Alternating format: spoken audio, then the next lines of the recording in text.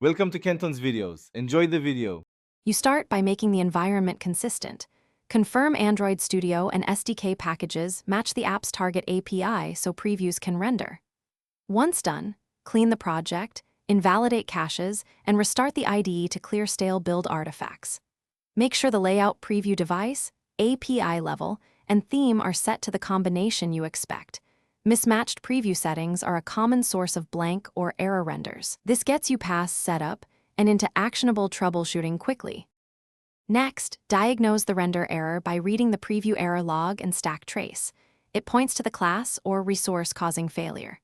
Then, if using an Edge plugin or Gradle version, switch to a stable Android Gradle plugin and Gradle wrapper to avoid incompatibilities. You should also guard custom view and runtime-only code with is in edit mode. Checks, so the preview can instantiate views without runtime resources. Together, these steps expose and neutralize the common runtime causes of render. To finish, rebuild the project and test the layout preview across multiple API/device combinations to ensure consistency.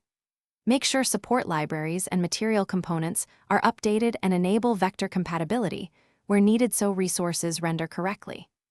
If problems persist, read the IDE and Gradle logs for root causes, or create a minimal new sample project and recreate the layout to isolate the issue. One key tip: when stuck, revert recent dependency or plugin changes and retest to quickly find the culprit. Thanks for watching. Consider subscribing if we helped you.